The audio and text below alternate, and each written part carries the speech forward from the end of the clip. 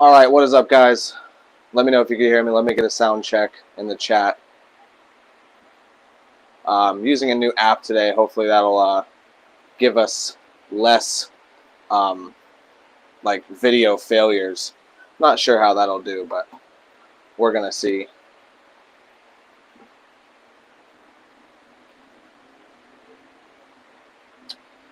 All right. So today we're going to be building a underseat enclosure for not underseat enclosure. We're going to be building a ported box for two DC audio level 6 18s. You can see some parts already cut. I basically have all the parts cut. The baffle's cut. Circles are cut out. All the window braces are done. What we're going to be working on is doing the assembly part. So again, let me know, guys, in the chat if you could hear me. I'm on StreamYard today, so this is kind of new to me. So we'll see if I can figure this out properly. I might have to try to pull up the YouTube side of it. I think not sure how much of a delay there actually is between the stream and the video.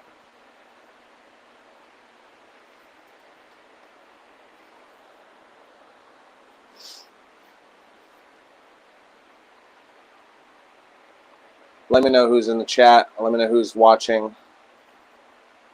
What is up to everyone who is on right now? Let's see if I can figure this out now. I hear you, bro. There we go. Thank you so much. Fatherhood, dude. It has been amazing. I guess that's the best thing I could say about it, or the best explanation for it. It's been amazing. It's been really awesome. Yeah, it's been awesome, amazing.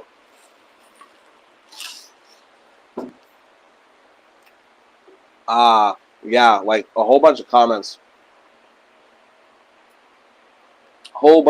Just finally loaded up into the chat here. I'm using StreamYard right now, which I'm totally kind of new to, and I literally had to YouTube video how to work out, but we're gonna see how this goes. Colby, what's up, man? Mr. Jelly, what is up? Smucky, what is up? JD, how's it going, man? Michael, how's it going? Jeffrey, what's up? I need a box. Can you email? I need you to email me, please. 1728, Michael, you got that right. Yeah, just send me an email for an order. If you are looking for like a custom, well, just send me an email and we'll figure something out. Again, like I said, guys, I'm assembling a box for two DC audio level 6 18s. I already got all the parts and pieces cut for this thing. So basically what we're doing is just going to be the final assembly, screwing it, nailing it, gluing it together. Glue where we can. It's going to have a stained finish on the outside and a bare wood finish on the inside. It's got a bunch of window bracing, whole bunch of, not a whole bunch, but 3 plexi windows on the front. It's going to have 3 big-ass 8-inch aero ports, adjustable aero ports on it. Definitely going to be a really cool enclosure once it's all finished up. Lots of window bracing to make sure it's nice and strong, triple baffle, all that good stuff.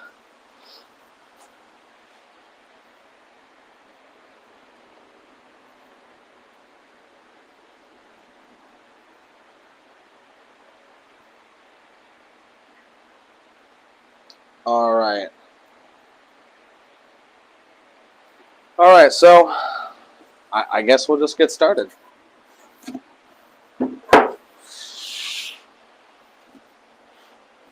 I'm using 13 ply Baltic birch to do this build. Titebond 2 wood glue. I like the Titebond 2 just because it seems to have a bit more tack time than the Titebond 3. As you go up 1, 2, 3, it has a quicker tack time on each level. And also, like with the 3, it is waterproof, so it's not as easy to wipe away if you're staining something. So I like the 2. It gives me a little more time to play with the the panel while I line it up. And also, it's easy to wipe away for things like when you're doing stain, you want to make sure you wipe away all your glue runs, because if you don't, it's going to show in your stain job.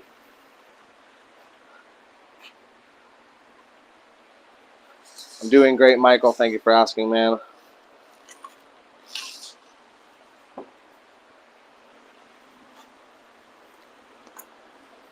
Figured it's been a few days since we've done a video, or a live video, so I figured I'd jump on, see what's up with you guys.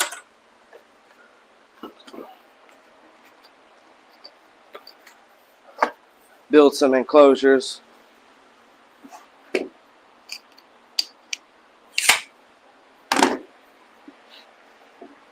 Ugh.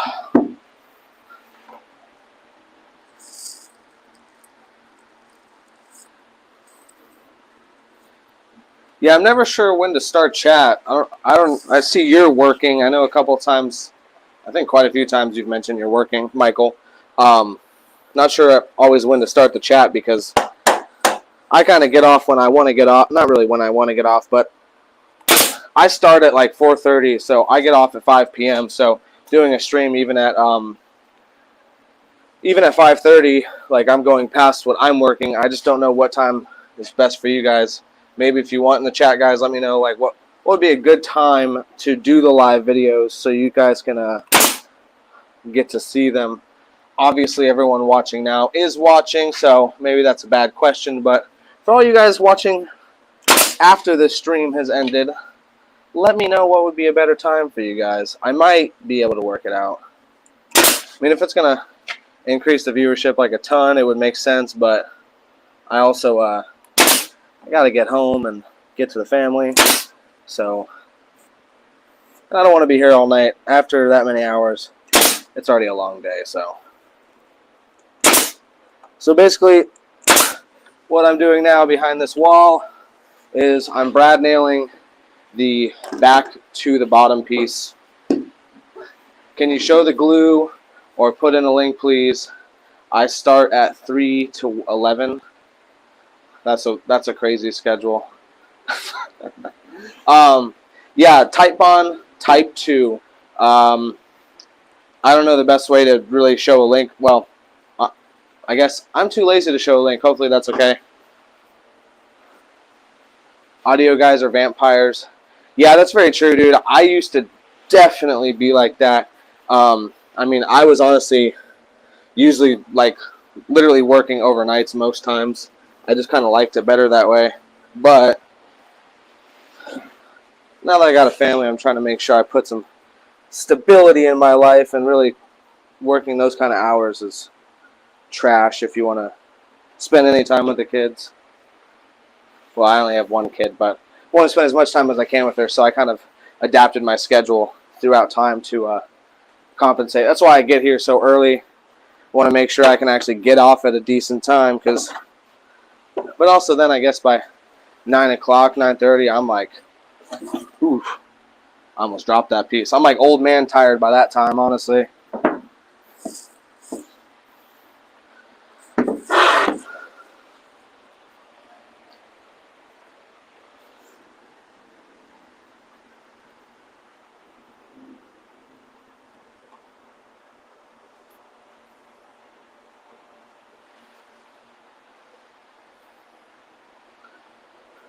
I'm going to figure out a way to like add a soundtrack to this so you guys don't have to just watch me silently build a subwoofer box. I'm sure that's kind of boring. I guess I can just keep talking away the whole time. Like I said, I already had all these pieces cut, and I did do a dry fit. Normally I wouldn't just be kind of gluing a panel right up. You want to make sure all of your sides in which you're trying to glue together have a lot of glue. What I like to do is I'll kind of layer it on there, and then I will spread it out smooth with my finger just to kind of get it even. You can, I've seen a lot of people leave it beaded. I used to leave it beaded on there and kind of rely on the smooshing of the two pieces together to spread the glue. But I've heard from, like, you know, really old-time woodworkers and furniture builders that, I mean, I don't want to say it like it's fact, but I believe I've even seen like a chart that showed like the strength tests between actually spreading it out throughout the piece versus just kind of squirting it on there and then letting it smush out afterwards. You also definitely aren't going to get the same amount of coverage as you would with just rolling it out or smoothing it out. I've even used a chip brush to like paintbrush it on, but then you're kind of going through a ton of chip brushes. Fingertip works really good as well for that. Fusion, what is up, my man? How's it going?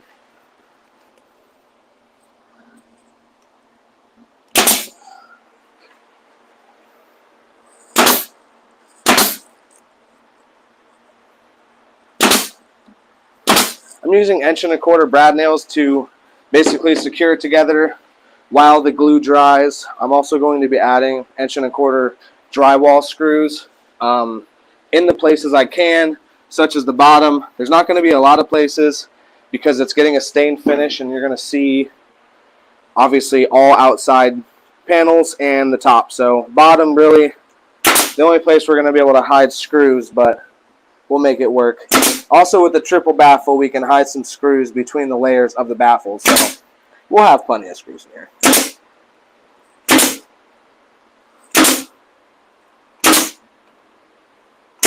Now, as I'm nailing, I'm really applying quite a bit of pressure, as much as I can. You can't see visually over here, but I'm kind of just waiting for a little bit of glue to squirt out on the placement that I'm pushing the brad nailer into to kind of know if I guess have enough pressure. It holds it really good too. And really, you're using the brad nails until the glue dries. The screws, they definitely, I would say, add some stability to it. You really couldn't argue that fact. I use Gorilla Glue. Yeah, I've used it before, like the Gorilla Glue wood glue, I'm assuming you're saying. I don't think actual Gorilla Glue would work very good. Plus, it would be like a horrible mess. I suppose if you're not worried about that, it would work, but I kind of always think back to a test my teacher, my carpentry teacher in school, kind of showed us. He glued 2 boards together end to end and, you know, clamped them together really tightly. And after he took them apart and he broke them in half, and it always broke off of the glue seam, kind of showing that the wood was not as strong as the glue seam if properly glued together. I mean, he even backed it with like just haphazardly gluing it together and doing the same test and showing that, you know, it will break at the glue joint if you don't do a proper glue joint. But that being said, I do believe wood glue, it's formulated for the usage. I've seen even people use like PL, different types of adhesives and stuff like that. Now that's okay, I guess, if you're worried about having like big gaps between your boards, but if you're cutting everything correctly, that really should never be a worry that you're going to have.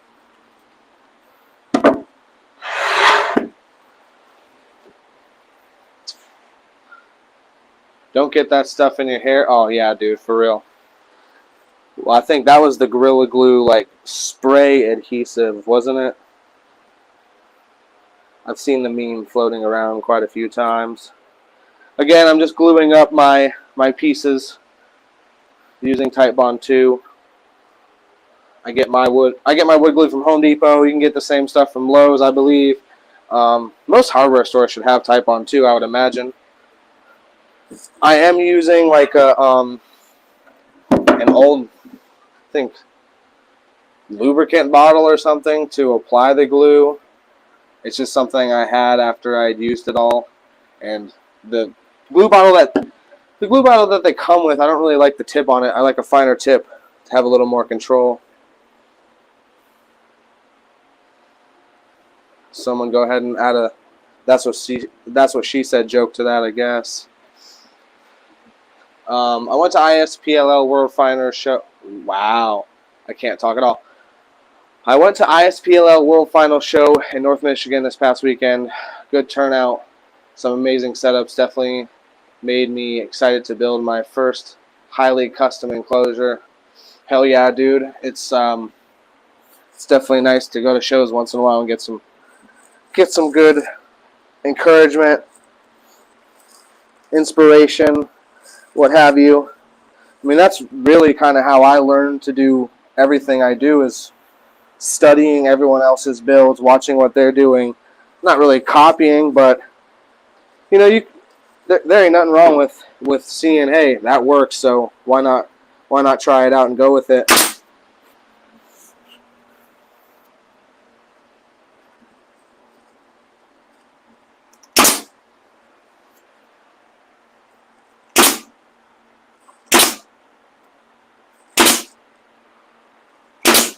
I haven't been to a car show in like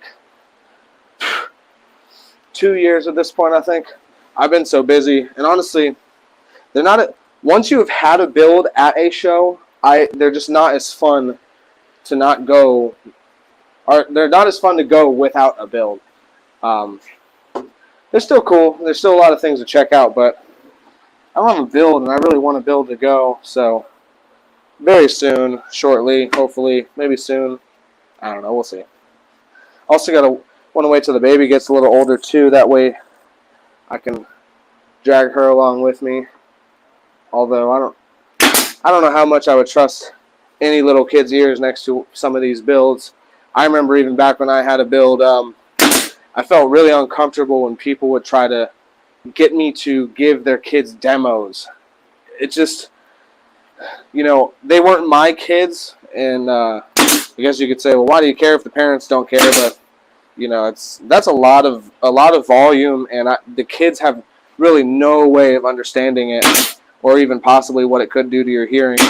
Now, I mean, I get the argument that the hearing loss you would get would be like tone deafness, and you'd only really be deaf to those lower frequencies, which, you know, in everyday life or nature, you're not going to hear those sounds, and it's not going to like really hurt you, I guess you could say. But like the highs, like the vocals and the door speakers, those are crazy loud. Like I would never put my kid in it without like earmuffs. So did the other shop finish Patty's truck yet? Who?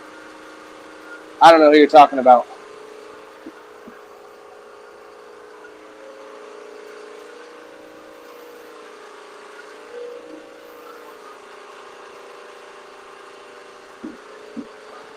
This past summer, I installed my first system in the past decade and wanted it metered 141.3 on a single sealed 12.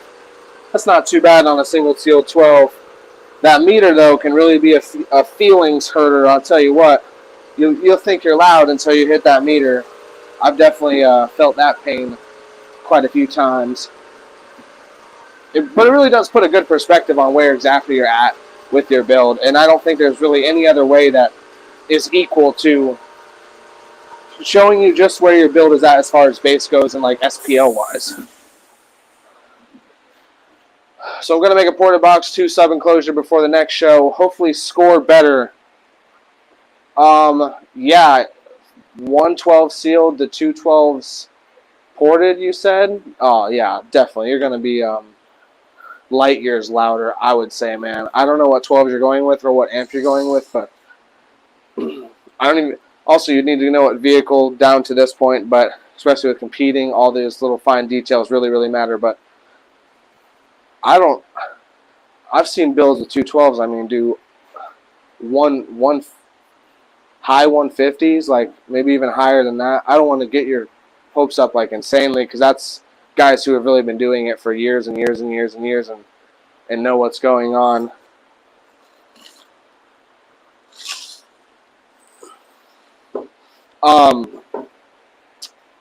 But yeah, so anyway, like I said, 212s way, way louder than your single 12 sealed, if in the proper box, built correctly, all that good stuff.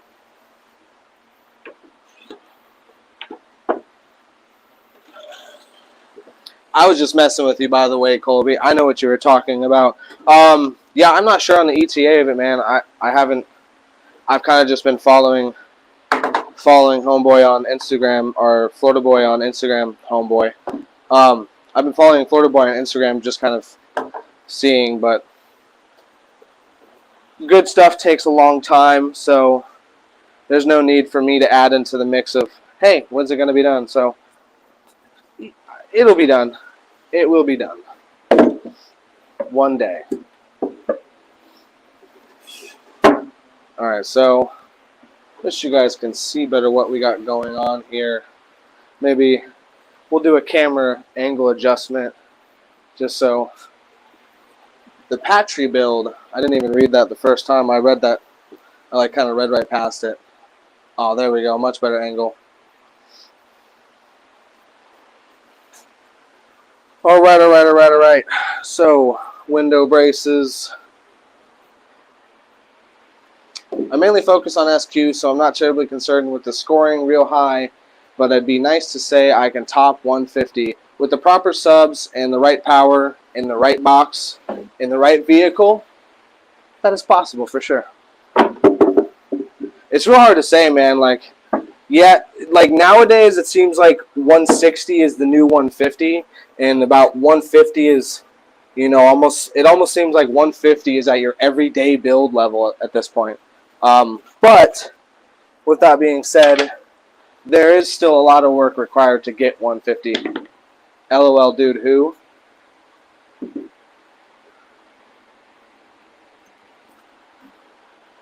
I'm lost now. Florida boy. Oh, maybe you're referring to who I was saying on Instagram that I'm following along. Jesus, pieces falling everywhere.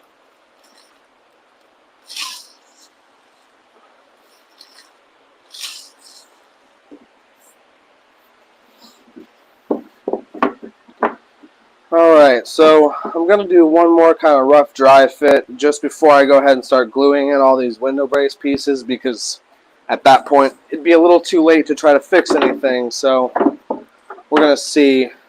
One thing I do have a worry about slightly is the fact that the brace wall comes out 1.5 inches or 2 inches, and the port is very, very close to the side wall of the box. That's just kind of how it had to be with the way everything was fitting. So I'm going to have to grab a port and see where everything kind of lines up there, honestly.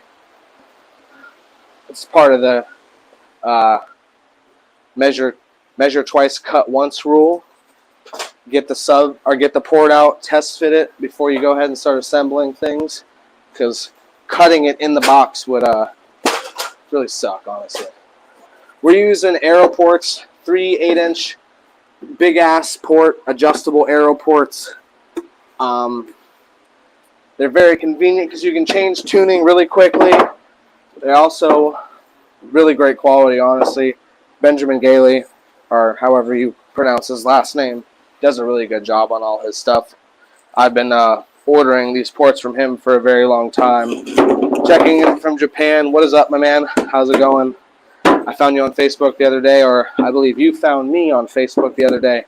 Here's the ports we're using right here. Do you ever kerf the underseat boxes to match the seat? Colby, what I do is I add a large 45 on the outside of it, and that is kind of the way I, match the seat contour. I have kerfed them before, but it takes a lot longer, and also I guess I'm trying to go with my own style in a way. I think it's cut away just enough where it's not too much, and it still is like it looks really good. So I think we're definitely going to have to trim some of this port wall in here as everything falls to pieces. Up, and there's that last piece fell over.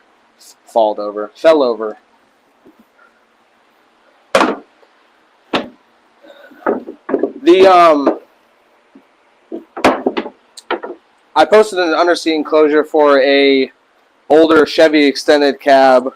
Had a ton of windows on the thing. I think like 12 windows, LEDs. Either way, I kerfed the front of that box, and I have done it before. So I've done it. It is definitely time consuming. Also, yeah, I think it's really close to what everyone else is doing. So I really kind of like the look of.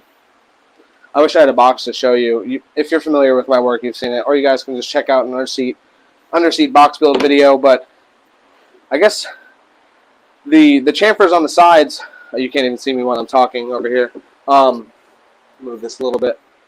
The chamfers on the sides kind of, to me, give it like a really cool design and like a diamond look to it, which I really do like, and that's kind of why I stay away from the kerfs. I have a couple coming up though because customers specifically requested them, and obviously I want to make sure I fulfill the customer's desires. It does look cool though, I will admit, but I'm just trying to pick my own style. Kind of pick a lane and stick to it. All is well. Love the channel. Thank you so much, man. I appreciate it. Gerald, how's it going, man? Alright, so the ports do hit the sidewall, so I'm going to have to alter those a bit. Just lost power to my extension cords. I'm not sure what happened there. I'm going to have to go check that. You guys stare at this box for a couple minutes there.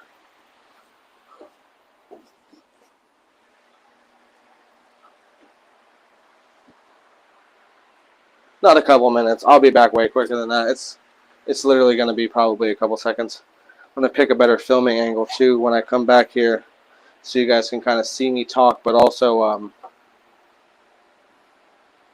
watch me work.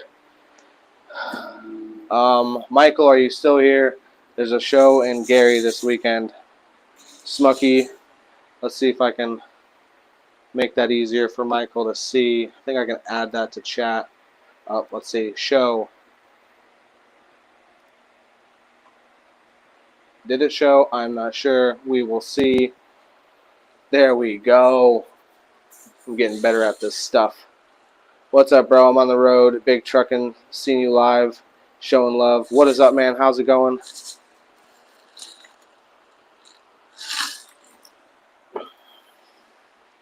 Alright, now I gotta go try to investigate what happened with the power over here. Better leave the mic behind. I know I'll get disconnected.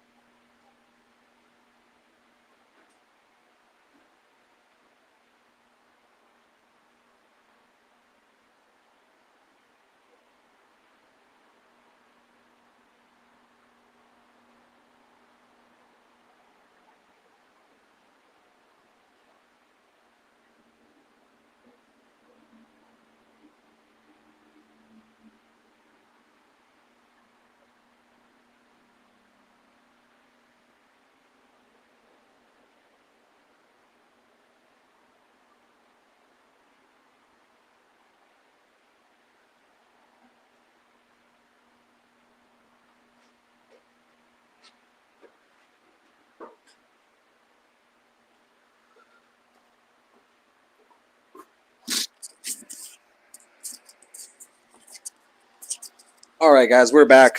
Sorry about that. I had some... The power out here really sucks. It's like a 20 amp breaker, so I'm literally stuck to kind of running extension cords in my shop, and I have a fan blowing air out of the shop, and it just the fuse popped, and I don't know, it won't work, so I'm not going to spend too much time on the thing. Alright, so I got to cut the size of this thing. I think the easiest way to do it is I'll just cut up some scrap pieces, nail them on here, and then we'll take the router with a flush trim bit and trace around it, cut our piece a little bigger. I think that's going to be probably the best way to do it, but also give us the best, straightest kind of cut.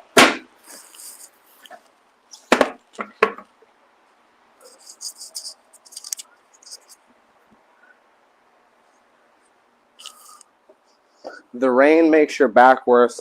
I always kind of thought that was a myth. I still maybe kind of think that too, but I've heard it from so many people. It's got to be real at this point.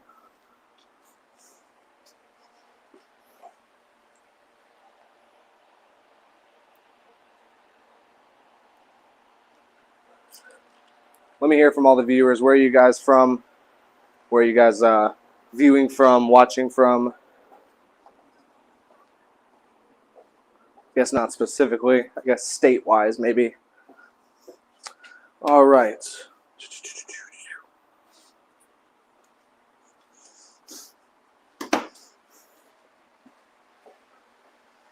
I'm going to do a camera adjustment. Start cutting up these braces. Oop. That was a quick turn right there. All right. Hawaii. What is up, man? How's it going? Thank you for watching. Your name is not Hawaii, obviously, but you're from Hawaii.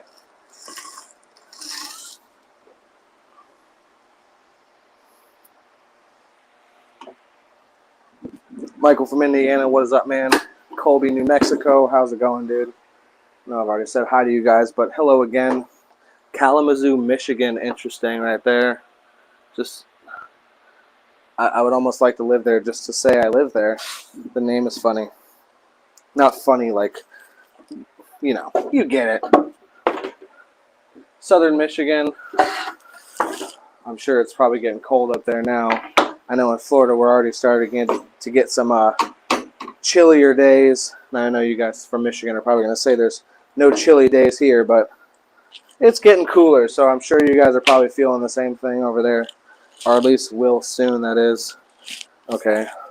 Try to be a little lazier and rip down some pieces that are already kind of workable for this. I'm just using some scrap wood that I have over here. I'm cutting it all into pieces. Just thin strips where I can brad nail it onto my window brace and recut it. How do you fix the veneer when it comes off? On the Baltic Birch, the veneer doesn't come off. I never had that issue. I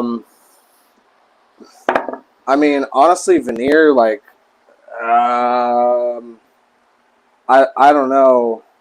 I guess glue would probably be your best bet. I'm looking over at the TV, trying to read the comments. Glue would be your best bet, honestly, but I don't know. On plywood, it really depends on what you're doing. With a subwoofer box, I would probably just say sand it and put some wood filler on there. You know, what kind of finish are you looking for? That's another important thing. What's up from Lake City, Florida? How's it going, Yogi? What is up, my man? Or, I guess I don't want to assume maybe you're not a man. Although, my analytics show that only men watch anything that I ever make, ever.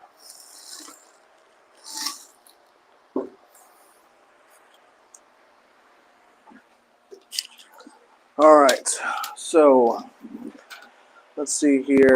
Just going to rip down some 1.5 pieces. 1.5 is thin enough where I don't have to waste a bunch of wood doing this process, and also thick enough where I don't have to worry about it deflecting too much when I'm using the flush trim router. Although a sharp bit on your flush trim router helps a lot in that situation as well, but 1.5 is what I find acceptable, or my kind of go-to when I'm cutting these.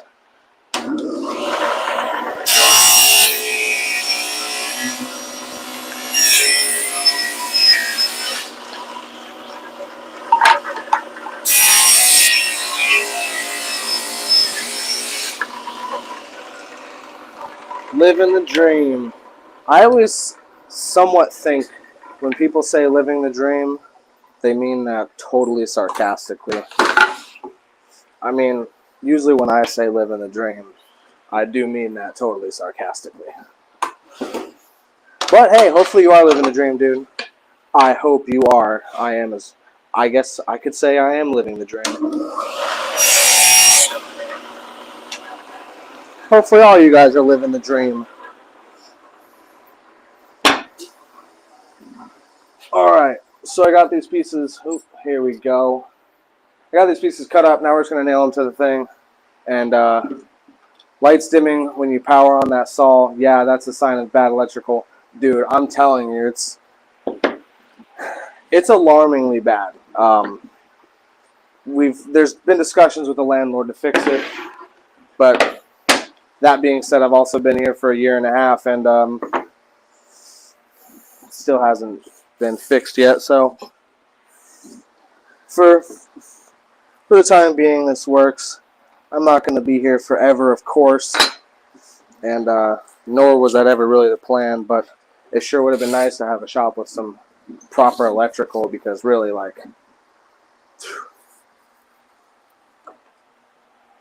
this whole, like, the breaker panel constantly pops. Very annoying problem, especially when you're in the middle of the cut and all of a sudden just all the lights turn off and you're like using your table saw and hoping the breaker doesn't get reset by somebody else quick enough for you to turn the saw off and step away from your piece.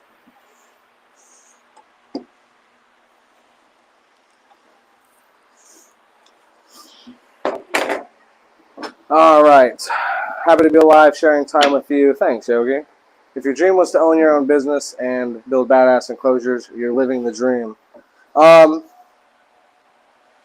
don't know if I ever really dreamed of building badass enclosures, but I can definitely say, you know, really for me, man, the family thing was really the dream, and I've kind of, that has all been coming to fruition recently, which is really amazing. But yeah, I've always had desires or ambitions to own my own business, so it's definitely very nice. I don't want to sound not grateful. I'm definitely very grateful for everything I have. Building badass enclosures. Oh, you know what's funny? I read that just right. I don't even. I read right through your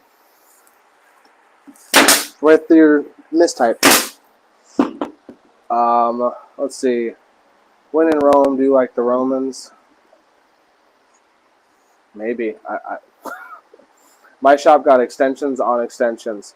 Oh, dude, I literally have in this whole shop 3 double plug outlets, and I have it split to a fucking 100 things. It's insane. Like, I got a fridge in here. I got, as you guys can see, hopefully my lighting is really bright. I got 3, 6, 9 4-foot light ballasts in here. And also, like, my table saw is pretty decently big. It's a Grizzly table saw. Normally I like to keep it on 210, but that is not even an option here, unfortunately.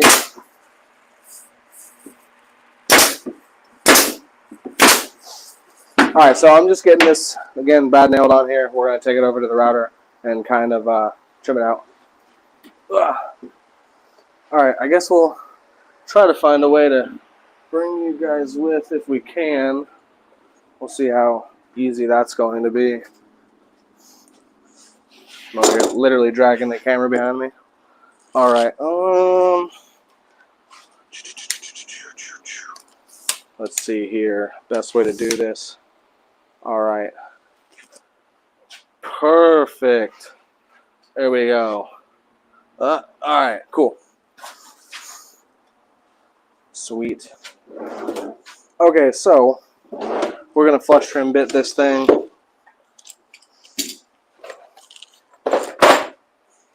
Get all this crap off of my router table. I got so many projects going on, I'm having to just work everywhere, which I don't normally like, but kind of have to deal with at this point.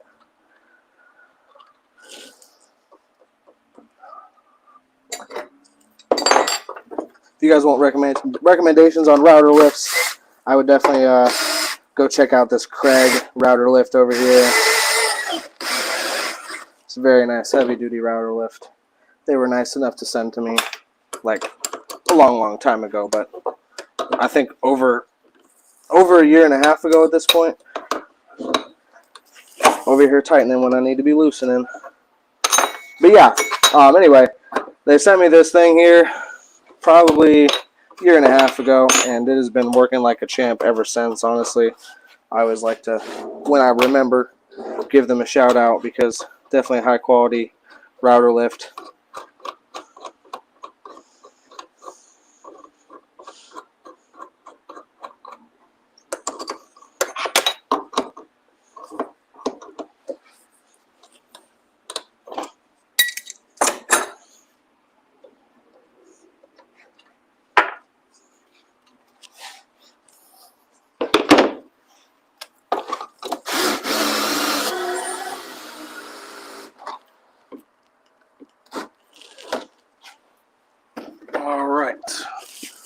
plug this thing in. Talking about extension cords, I'm going to have to go get an extension cord to plug my router in.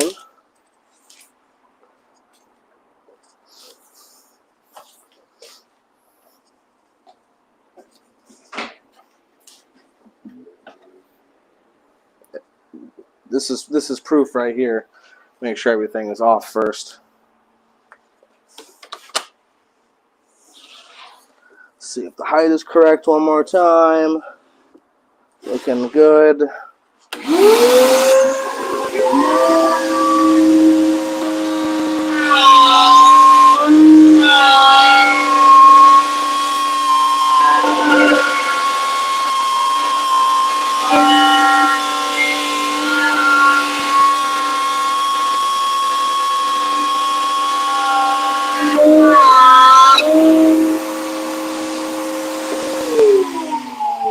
Alright, well, that's one side. We got one more side to go.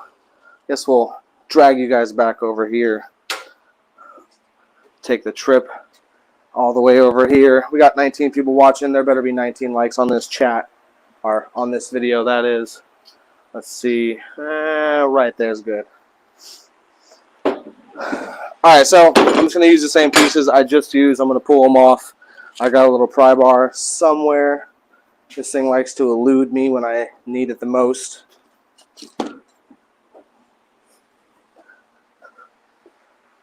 Alright. Yeah, I recently bought one from Mobile Solutions. The router lift, I think you might be talking about. And I'm not sure if you're exactly talking about that same brand. I have tried the one from 12 Volt Tools. I can't remember the name of it exactly, but that one was actually pretty good too, honestly. I guess I can say I haven't used a bad one yet, so I don't have much to compare it to, but I like it and it works for me really good. Alright, let's see here. I'm actually certified in OSHA, and as part of my job I do safety inspections, and would go crazy if I saw one of the military shops running electrical like that. But hey, gotta make do. Bro, let me move the camera a little bit, but I 100%, 120% agree with you. I hate doing shit half-ass, and it has been a constant bother of mine since like I got here that the electrical is just really crappy and honestly dangerous. Yeah, hopefully he gets this fixed. Maybe he's watching this live stream, although I highly doubt it. No, I highly doubt it. Yes, the router lift. Did you get the Craig one specifically? Hopefully landlord takes care of that issue. That's bad business. You're supposed to take care of the tenant. I'm not going to go anywhere as far as to say he's doing bad business. They're priced very good. He did sell it as is. Now I'll say all day over and over again that regardless of that fact, you should have proper electrical in your units. We have been talking about fixing it just recently again, and had an electrician look at it, so hopefully something gets done very soon. Is 16 square inches of port area per cubic feet what you go by? No, Fusion. There is no set rule on that. That is kind of an outdated that's an outdated kind of rule. I mean, I even remember back when it used to be 12 inches per cubic foot. It changes so greatly, and it's going to depend greatly on your woofer, on a whole lot of things. So, don't take this with a grain of salt. A fair rule, I would say, is anything less than 12, too small. Well, you know what? Don't listen to that at all. There's no good rule to it, and it should be considered and calculated with each build you do differently. So I think that's the best and most fair way to answer that kind of question, honestly.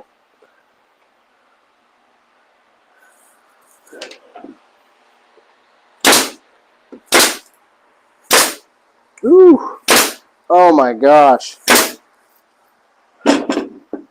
If the quality of the video wasn't crap, I'd show you, but like my nail gun is like getting really old, and sometimes it'll half shoot nails in, and by sometimes I mean every 5th nail, and it also happens like 3 times in a row.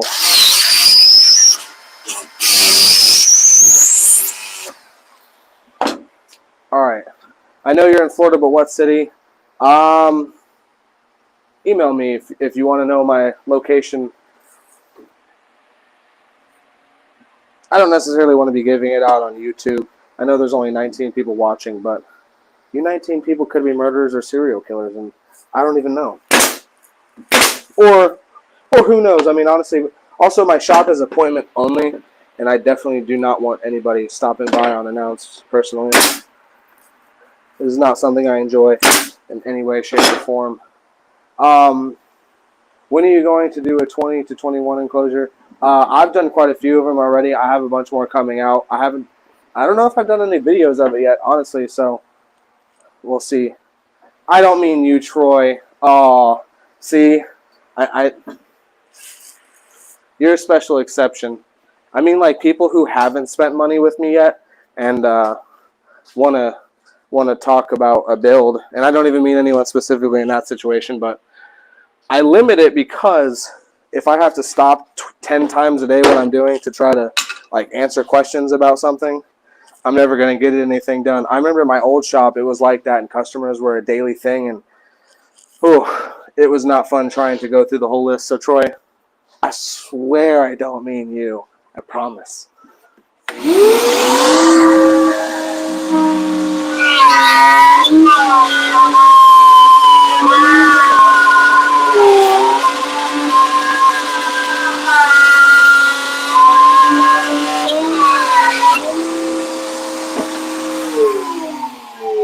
You got me feeling like I got busted over here, and I really didn't, because I know I didn't mean you. I mean, bang you guys around and get you back to the other corner of the shop over here.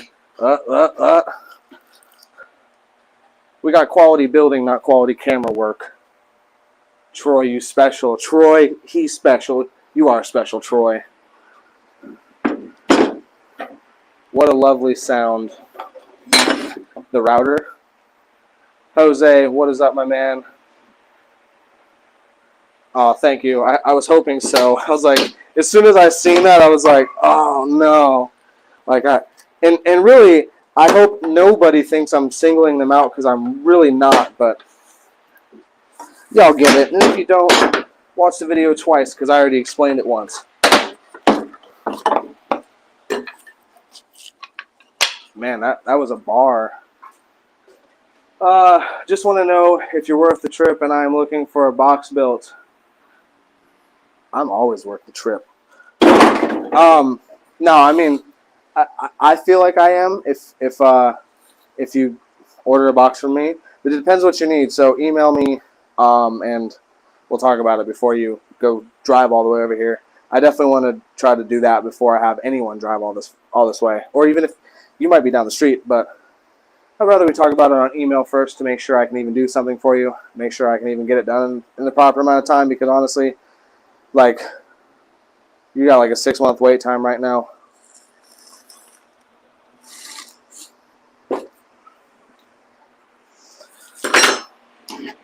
Troy, I'm glad you know you're special. I live in Lake City. How many hours? 2 or 3. Do you own your shop, or is it rented space? It's a rented space. If I owned it, I would have been upgraded my electrical, 12 months ago, dude. I mean, honestly, I would have done it myself, but for the longest time, because I'm fully capable and know how to do all that kind of work, for the longest time, he wanted me to have someone else do it, and then it just was like ungodly costly, and I don't feel like I should have to pay for an upgrade to somebody else's building.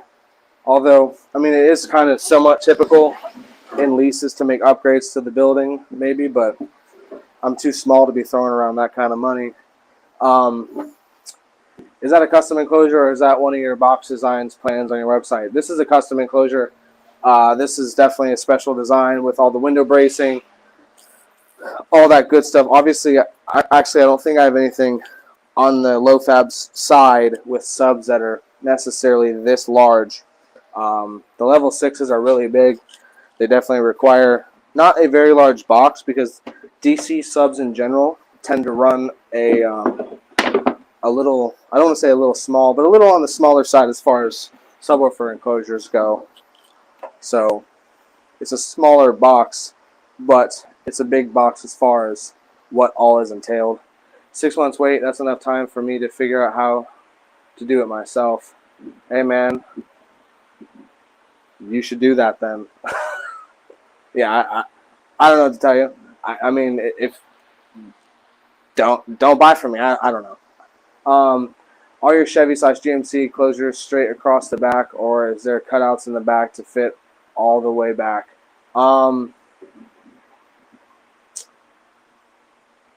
Depends on the year. I have different stuff for different years. Got any 18-inch low fabs? I don't see any on the site. No, anything you see on the site is what I have, and I don't have anything that's not on the site. So what you see is kind of what you get.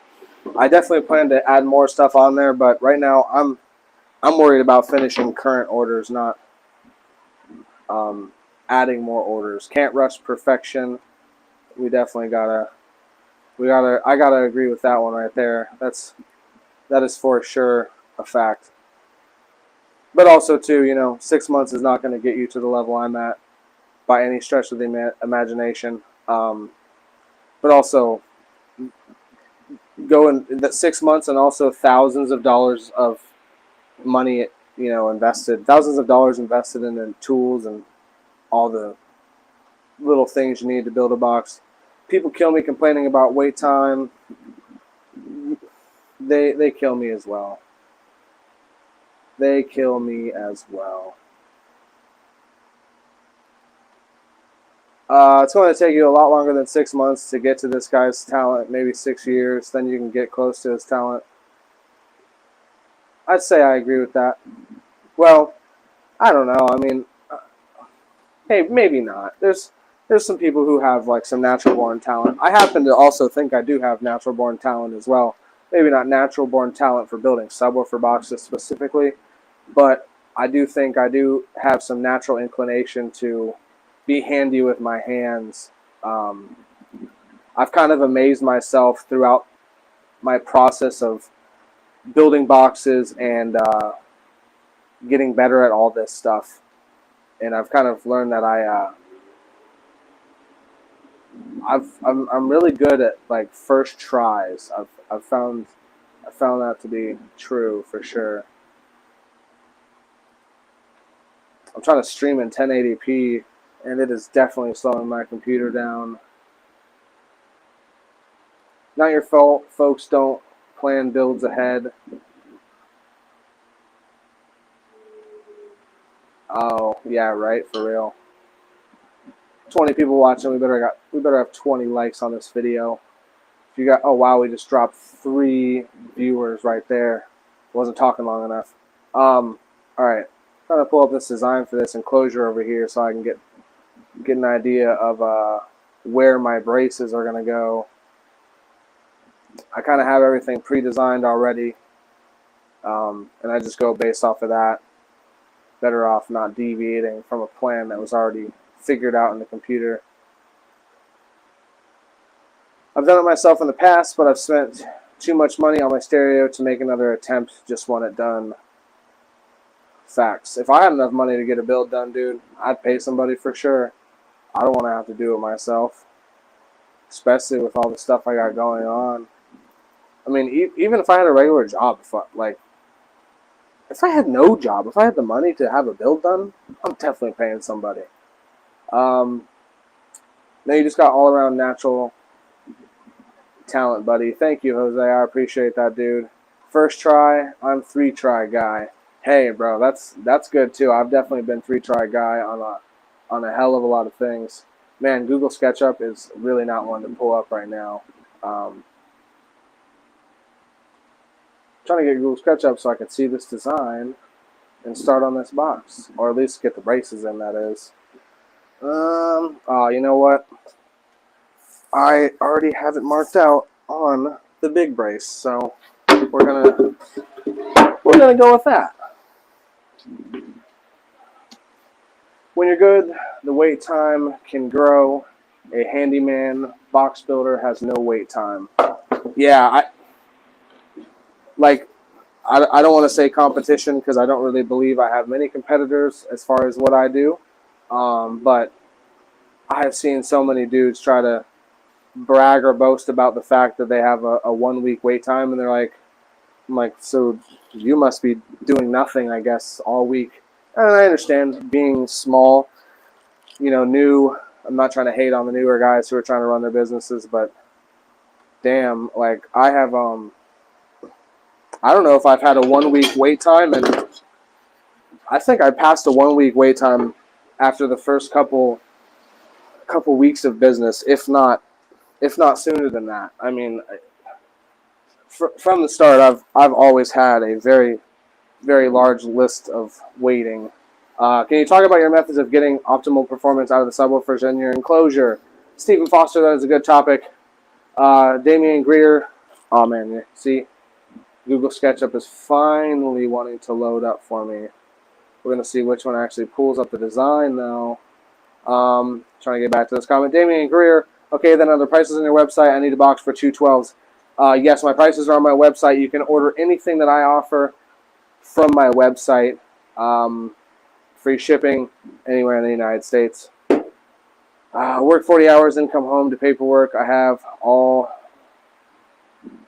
focal highs and audio control and L715. Just want the box to look as good as it sounds. Yeah, Yogi, I'm not sure, sadly, if I can do anything for you, man, only because I've recently decided to step away from doing not truck stuff. I'm kind of exclusively going to truck enclosures and my low fabs line. I'm doing that just to kind of cut down a whole bunch of wait time for people, and I'm gonna really be super picky. Maybe we can work something out there, because like I said, well, we can work something out in like a year's time, because after that I'll start like cherry picking builds to do. You got a prefab box for the new Sundown XV3? No, I do not. Sorry about that. What are the cubic feet? What are the cubic square feet for your enclosure? Are you talking about on the underseat enclosures? For the underseat enclosures, it's usually 2.7, but it's going to depend on the enclosure itself. So, all right. So back to Stephen Foster's thing, and I'm going to get back to work and kind of. Honestly, I've had years of doing a lot of wrong designs to kind of understand what makes a right design. I've worked with a lot of woofers, a lot of different specs. There's a ton of different brands of woofers, but it all kind of boils down to a few key, factors when building, in my mind. Now, I'm not ever going to claim that I am like the most scientific or most mathematic builder out there. I really focus and use my kind of past experience to lead me with any design I do. I don't use WinISD. I don't know if I ever really have, honestly. I don't think it really can account for vehicle space and vehicle cabin, and I think that's very important when doing a build. Now, I know you can input like the different sub, orientations, different types of enclosures, but I think there's more to it than just that even. So what I build off of, and it's really just been a lot of trial and error. I've built a lot of boxes. I mean, I can't even tell you how many boxes for myself before I ever built a box for anybody else. And then I really built a lot of boxes for a lot of friends too before I started building boxes for anybody else. So I know what works, I know what doesn't, and kind of go based off of that. No problem, I can still pick your brain, LOL. Yes, definitely. Send me an email, man. I don't mind. Well, maybe ask me questions on here, and I don't have any problem answering you if I can on here. As far as email goes, my fiance is doing that, so if she starts getting questions that are like ultra technical, not that she'll ignore them, but she'll have to like wait on me to answer them, and I'm very busy. So ask your questions now. I got you. Can you get optimal performance out of a sub in an underseat box? Optimal? No, honestly. You can now that has like a big like variant to it, because obviously you can do what is optimal for under the seat for that sub, and that is the big thing, is knowing what to do to make that sub work in that box in that truck. I don't think that under seats are the best option. I mean, a square box is probably going to do better most of the time. So obviously, you know, I can't say it's optimal, but that is why I have like restrictions on how many subs and what size subs you can do in certain boxes, requiring seat lifts for certain things, because obviously when you have an underseat enclosure, you're limited on space, and you got to make sure you keep certain restrictions in mind. Have you ever done a large build, like a 4th order or 6th order wall? Yeah, I've done a couple. I wish I was better at streaming to kind of show you guys more, but first wall I ever did was for myself, and it was for 4 Sundown Audio E15s. It was in a flat wall, C-pillar flat wall in my Toyota Sequoia. Next wall I did was for myself again. It was 3 Stereo Integrity HT18s in a 4th order. That was a C-pillar wall as well. And then I have done like an amount of variations of 12-inch subwoofer walls in my buddy Chance's Scion IQ. And that's what I kind of meant by like I've built a lot of trial and error boxes. But yeah, like after that, let's see. What else? I built a Crown Vic with 4 CT Sounds XO15s. That's a 4th order B-pillar wall. I built a Tahoe with 8 Sundown Audio X15s. That's a B-pillar 4th order wall. I have built a 5 Sundown Audio ZB515s flat wall in a Toyota Tacoma. What else? In a Trailblazer, I did a B-pillar 4th order for 6 Sundown Audio SA12s. I think that's it. I believe. I could be forgetting one. But yeah, I've done quite a few. I've helped with a ton of them as well. How many cubic feet for the 215-inch Kicker Q class? I'd have to sit down and look at it, dude. So just email me, or Nicholas Hill. Yeah, so if you, I'd have to look that up, man. I mean, you could look online, just search up the Kicker Q Class 15. I was referring to Kobe to email me. Like I mentioned, my fiance does the email, so as far as technical questions go, if you're not buying anything, she might not want to answer you or whatever. Sean Barlow, how's it going, man? 22 people watching. Let's get 22 likes on this video. Make sure you guys like it up. Optimize to that subwoofer, maybe. Yeah, that's definitely true. What's your lead time? If you gotta ask, go somewhere else. No, seriously. Look it up on the website. It varies depending on each woofer, or not each woofer, but each different subwoofer enclosure. I do kind of jokingly, but not jokingly, mean if you do have to ask, maybe you should go somewhere else, because on about every product, I do have at least a 6-week wait time, even on my most basic of basic things. So go check it out on the website. You can't rush perfection, that's all I'll say, and you're not going to get a better enclosure out there. You get it quicker, you get it cheaper, but you ain't going to get it better. How much port area do you recommend for 2 X12s? I built 2 boxes already, 50 inches, 55 inches now, and I just finished with 78 inches. Installing in the morning. 78 inches is right at 6x3 slot. 6x13 slot. 6x13. That's pretty big for 2x12s. That's definitely reaching maybe too big. I'm terrible at numbers off the top of my head like that. I would definitely. Well, first of all, I'm going to ask, why are you having to build so many different renditions? Are you trying to maximize the box, or are you trying to like get the highest SPL score from that sub in your certain setup or whatnot? I would have to ask that first. Are you still building custom boxes for 2 Sundown X12s? Jeremy Sanchez, I'm not building custom boxes, but I do have the low fabs for 2 Sundown Audio X12s. That actually has triple baffle, window bracing, all that good stuff, and it's definitely a really good box. So I would go check that out if you're looking for a Sundown X12s box. Do you sell your designs? Yes, I do. Depends on what you're doing, or depends on what kind of design you're looking for. I have also custom designs, underseat designs, custom underseat designs, some $5 designs, whole bunch of good stuff. You can go check it out. I think the website's been scrolling on the bottom of the video for like a whole hour now, so go check that out over there. SketchUp, you failed me. Can you cut out words in the top of the box with windows? I don't know how good that would look, honestly, man. I could, skill-wise, obviously, but I don't know how good that would look and how you would really execute that.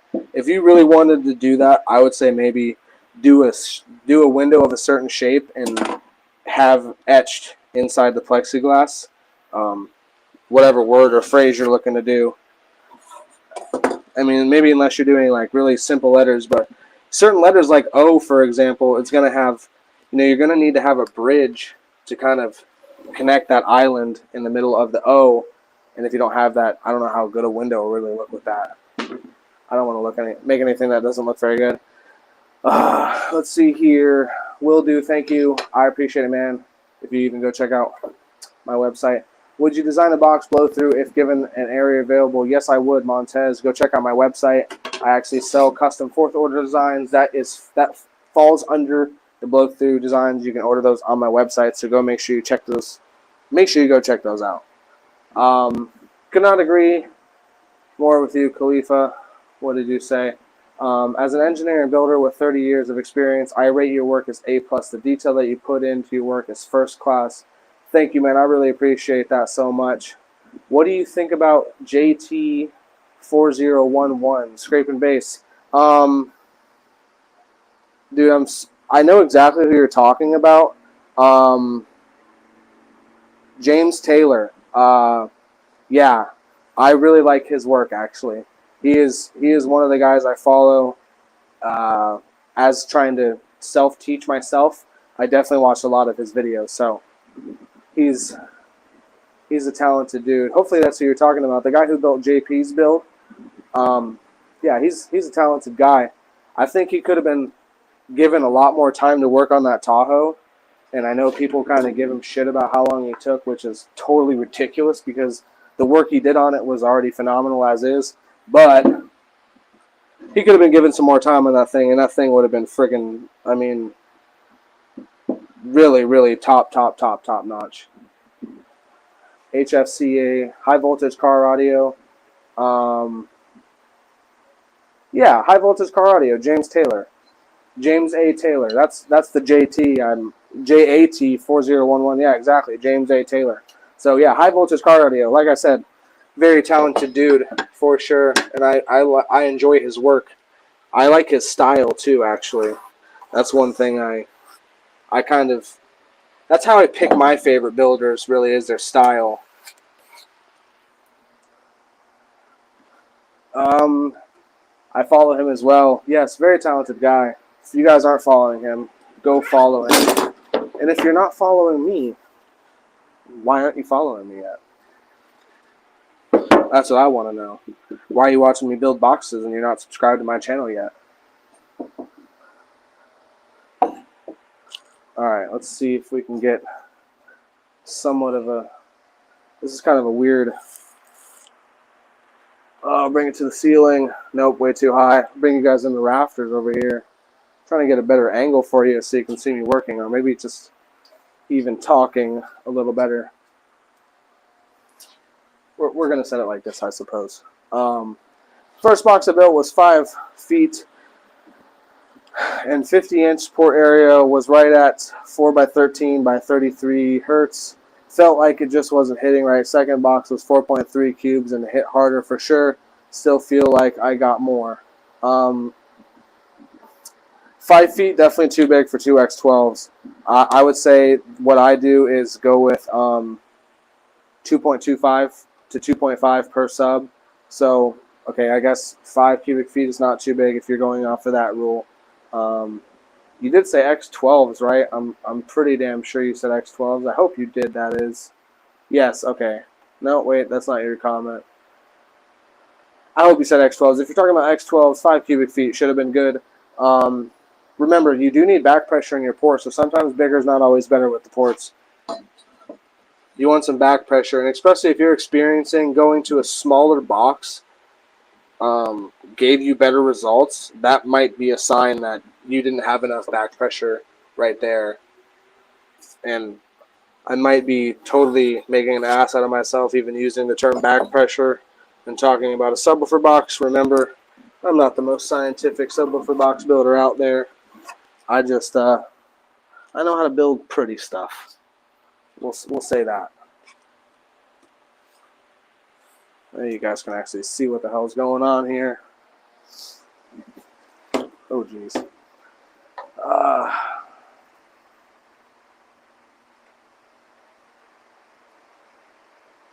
25 people watching. We better have 20 likes on this video.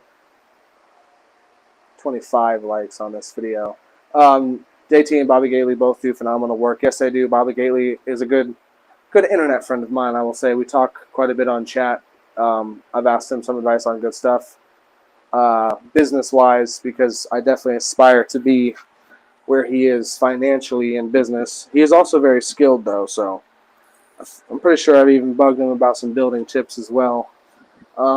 Gately is a god, but you are going to pay god prices.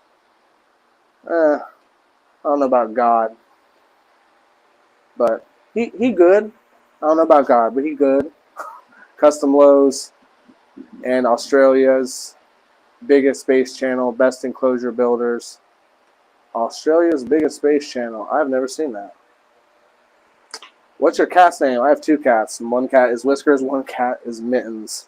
I'm sure you probably have seen them pass somewhere in the videos along through. They're really my shop cats. I kind of always keep them in the shop. Yogi, you're right, but he's worth every penny. Yeah, man. Quality work is going to always cost you money, man. And there's just no way around that, honestly. It should cost you money. You should want to pay for, you know, his knowledge and his skill, and pay for the fact that he has probably $100,000 worth of equipment in his shop, I'd say. Especially considering he has that CNC. He might have 2 even, I don't even know. But yeah, definitely I kind of been bugging him or in his ear about different CNC stuff. You guys missed it before. Like I said, I'm using Tight Bond 2 wood glue. I'm just kind of applying it onto the piece and spreading it out evenly with my finger.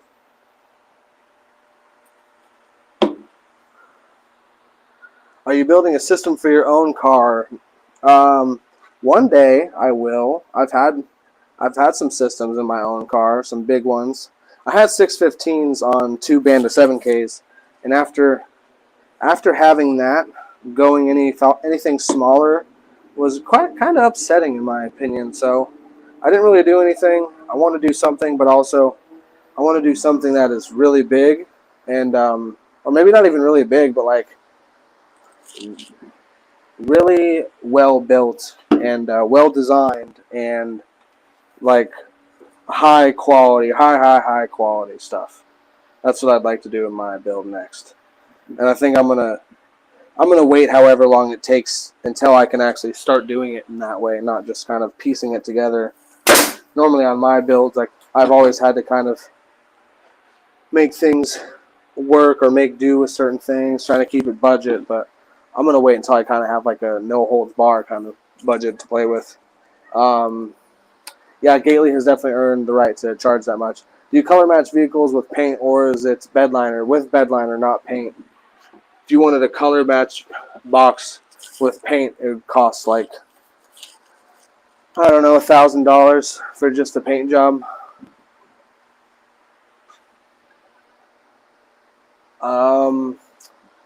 Fusion, I don't like it sealed. I'm not sure what that comment is even from. Hold on.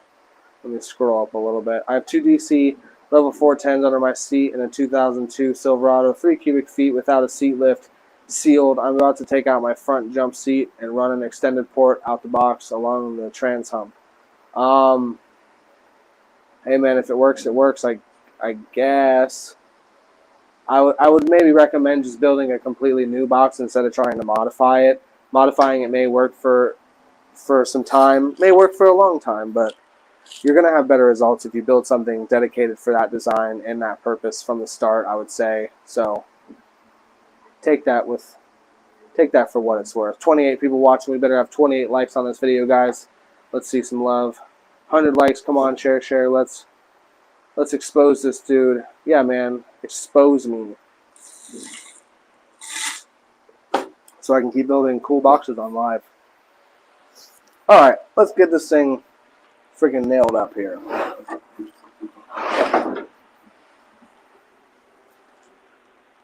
Uh-oh. Got a low battery warning over here. We're going to move you guys and get my battery charged up. Thankfully, with the StreamYard, I have it set up on my computer as well, so I don't think I'm going to have to risk losing you guys if my phone dies again. I'll be able to keep you guys in the chat. Let me go get the charger, though, before we continue on, because that might be an issue. Plus, I also don't want to have to reset anything.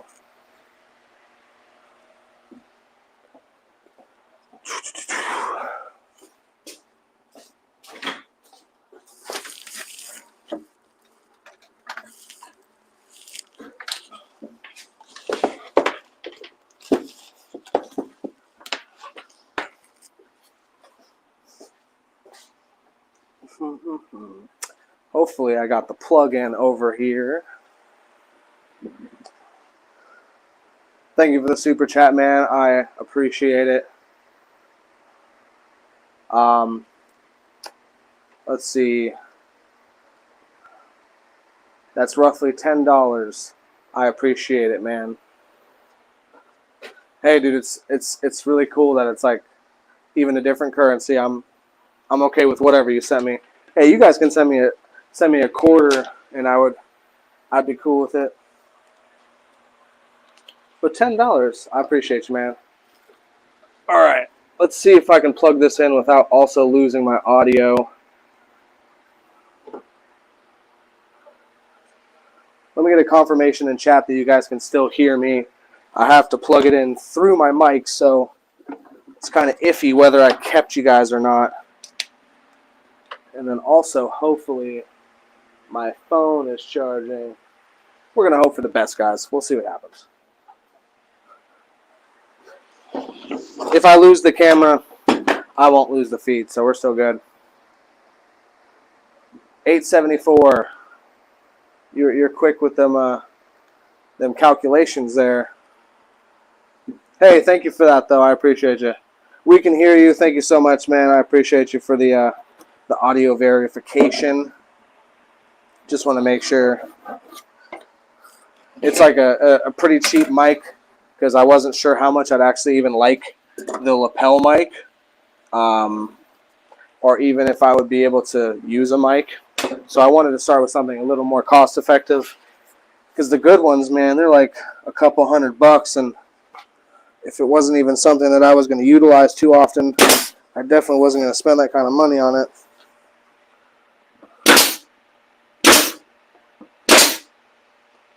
But now that I'm doing the lives more frequently, I will definitely be upgrading mics soon. This one does sound good, but it makes the sound a little stale, or I don't know how really to explain it best.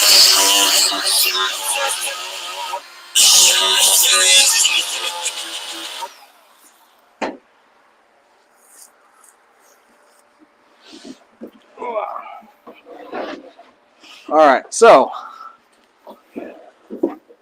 plug this big old thing around.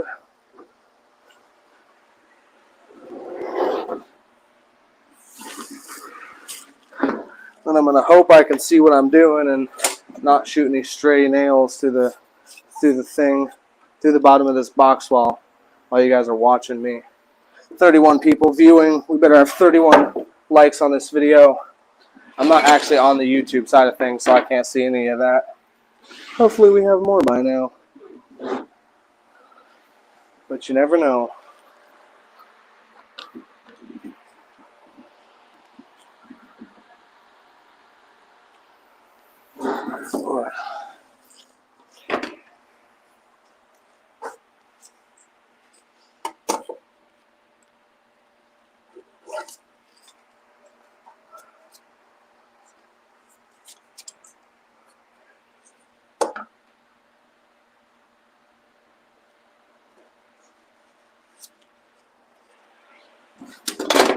Alright guys, almost done getting this last one nailed up here. Then I'm going to actually screw it from the back, or sorry, through the bottom of the enclosure into the window brace, because I'm not going to be obviously showing the bottom of the enclosure off. So that's one place you can hide screws and not have to worry about having to do any body filler to it later.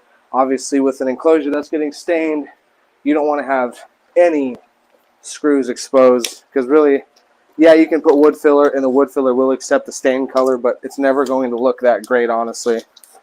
It's going to look like a screw hole covered up with wood filler that you added stain to. That's really exactly what it's going to look like. Alright, so I'm just measuring up because I am kind of shooting blindly. I'm marking some marks in the back. I know you guys can't see it, but what I'm using is my combo square. Let's see if you guys can see this. Combo square. I'm using my combo square and going through and marking out where my window brace is on the outside of my enclosure with it. Jose, thank you so much for the super chat. I appreciate you, man. Well, friends, this is my stop. Have a good evening, all. Hey, thank you so much for watching, man. I appreciate you so much. Wish Titebond made a clear drying glue so it doesn't stain the bare wood. I suggest building with a wet rag. That's what I would suggest personally. Use a wet rag when you build, and always make sure to wipe the glue as you're building. You don't want to have any glue left on there to dry, because once you have that happen, you're not going to be able to get it off good enough. Again, thank you, Jose, for the $5 super chat. I really appreciate it, my man. All right, let's see here. Gerald, again, yeah, the clear wood glue. I mean, I don't know why they don't at this point. You think they would still, but no matter what, even if it was clear, why the glue is showing through, staining it, is because it's sealing the grain. So you're gonna have that issue, really, kind of no matter what. Okay, again, let's hopefully I can nail this thing on without shooting any nails through. Let's get a test one going. We'll see if that shined through here. Boom! We got it good, guys.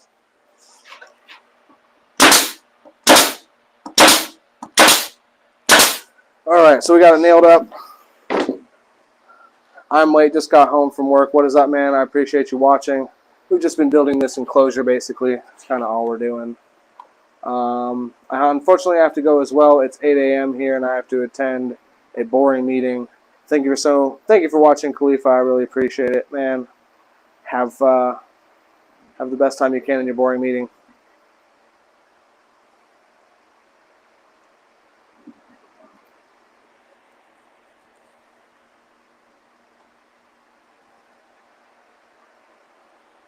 All right. Yeah, I'm probably going to end it somewhat soon myself as well.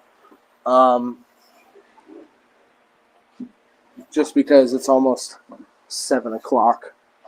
well, yeah, it's 3 minutes to 7 o'clock. I want to, I guess, at least get these window braces up. I got to learn how to talk and work at the same time a little better. I'm trying to like stay on topic and everything. It's kind of hard when you're drilling pieces together and all this good stuff. So I'm countersinking some holes on the back of this thing so I can screw the window brace in. Again, the bottom's not going to be seen by anybody, so we're going to hide some wood screws underneath there. I'm using 1¼ coarse thread drywall screws to screw it together. You can go with different screws, but these are easy to access. You can buy them at almost any hardware store, and they're pretty cost effective, so that's why I personally go with these. And you can use them on like a ton of different stuff. Just so you know, I've been talking about your channel to everyone around on YouTube. Thank you so much, Jose. I definitely appreciate you, man. I've been seeing all your comments on all my videos too, and I greatly appreciate that as well.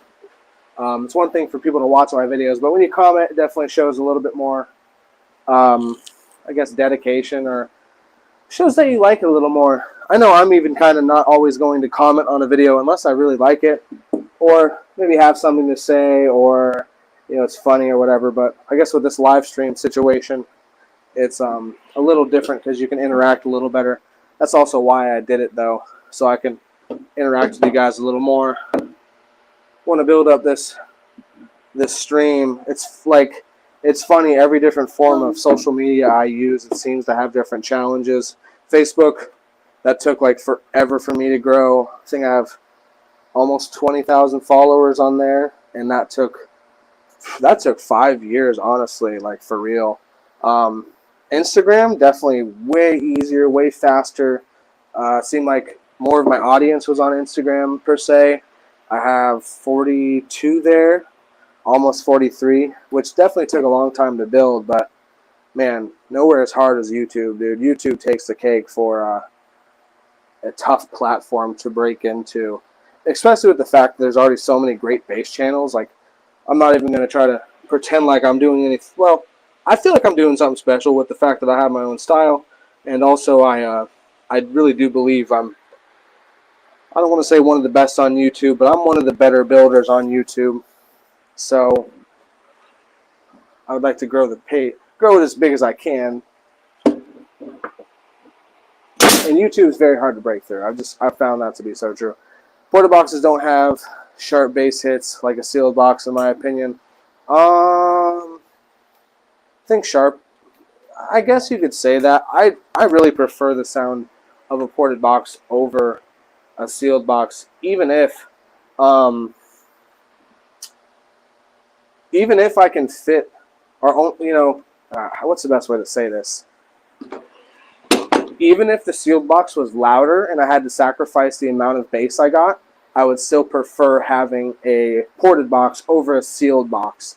I just like the roll off better. I like the way it sounds better too. But I will say fourth orders are by far my favorite sounding enclosure. Jose, I got a big mouth. I'm going to show love to those who deserve it. Thank you, man, so much. I definitely, like I said, I appreciate it, and that is no lie. I even showed my fiance your messages because I thought they were so funny. Or not so funny, but it's really cool that you're like, you know, you spend the time to write comments out on my videos. The other day, man, you really freaking tricked me up. You commented like, yo, I put you on blast on such and such, and at first I'm like, oh man, this guy's talking crap about me, because where I'm from, I don't even want to say where I'm from, my understanding of the terminology put you on blast does not come with a good, you know, with anything good after such. So when you said that, I was like, oh damn, what is he saying about me? Like, how could he even have an opinion about me? I've never even done business with this guy, to my knowledge. Although you may have, and if you did, thank you, and I'm sorry I forgot.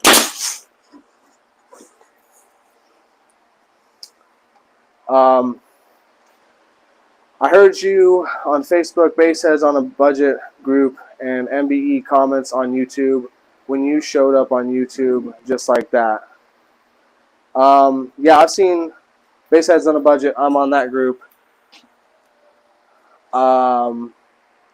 Let's see here. What else we got? Randy Kessel. What is up, my guy? How's it going, dude? Randy Kessel, longtime dedicated fan. He won one of my giveaway boxes, and he's always sharing the hell out of my posts. I appreciate you so much, dude. Hopefully I'm saying your last name right. I might not be. Alright, so we got that nailed on. Now we are going to start lining up this next side to get our screws through the bottom. Our hidden screws, our secret screws.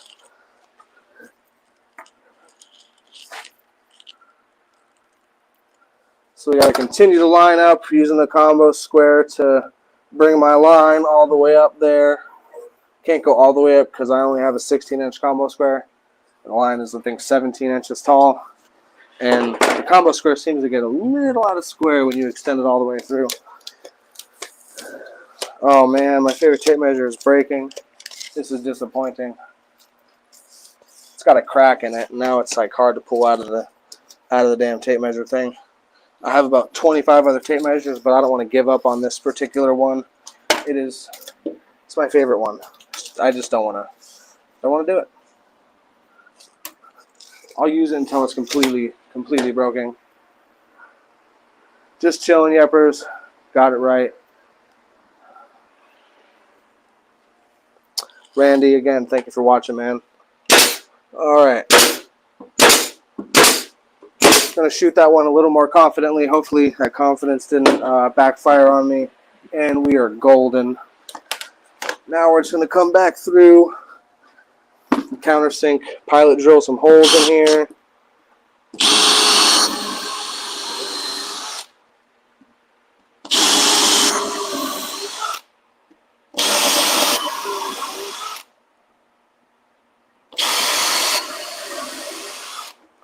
Alright, 1 1/4 cork stud drywall screws to screw it together.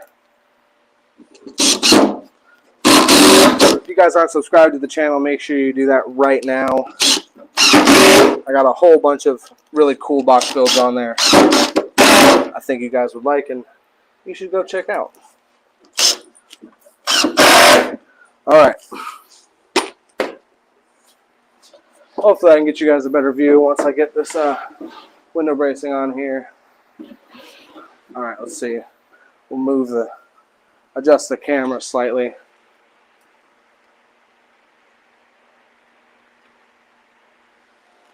Working within the limitations of how far this cord will let me pull it. And that's not very far at all. Alright, we got 3 more window braces to put on. We're going to get those put on before we get out there. I love the SEMA truck. That was badass. Yeah, it's still not done yet. It's getting there. It's getting wrapped right now. 2.7 for the underseat enclosure. I have 4 X8s V3s. Isn't that a little small? Because they call for 0.7 to 1.0 cubic feet. No Tyrone. I don't personally think that is too small. I mean, yes, it is a little small for those subs, but you're running a common chamber, so you can get away with a little bit smaller of enclosure because they're all shared chamber. But also, you got to remember that the motor force that you're going to get from the X's is going to be a lot greater than like the SAs. So yes, the SAs might like that smaller box a little better than the X's, but the increase you're going to get from the extra motor force, from the bigger motor, and also the higher excursion levels, I think you're better off going with the X's either way. And I've definitely done a lot of Sundown X8s enclosures and never had any issues with them. Good results. Again, it's not going to be as loud as like 4 Sundown X8s in a normal ported box, but like I don't think that'd be fair to expect almost, you know. Is that 3/4? Yes, it is 3/4 inch. It's Baltic birch.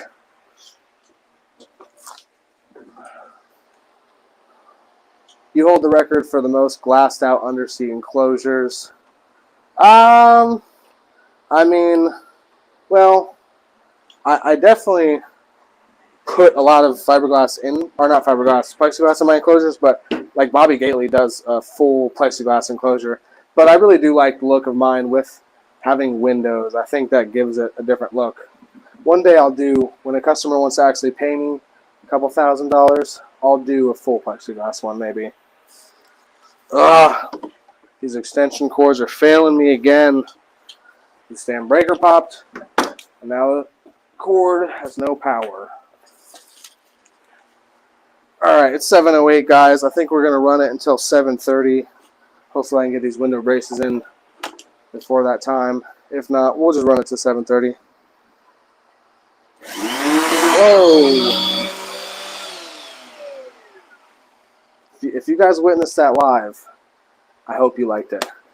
What subs would you use on a Crescendo 6K?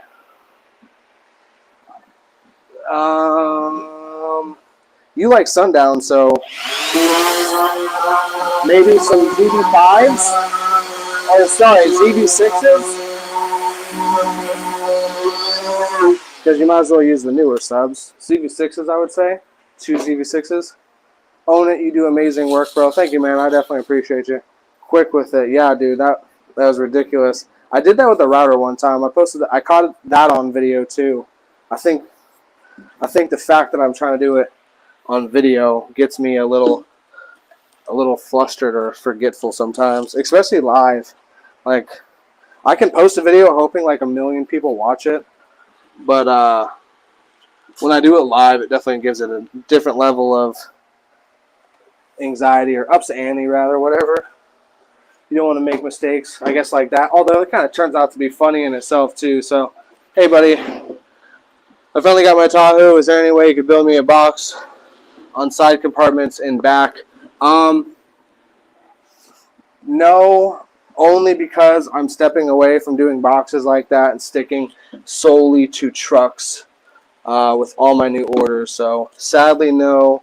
Once I get through my order of custom boxes, I may be going back to doing boxes like this and like you're referring to. But yeah, unfortunately, I have to turn it down, and especially for you, I hate to have to do that. Sorry, man. I've definitely also learned once you create a rule for yourself, or, you know, write up a plan or whatever, you stick to that plan, because if you don't, sometimes things will go wrong, or a lot of times things will go wrong.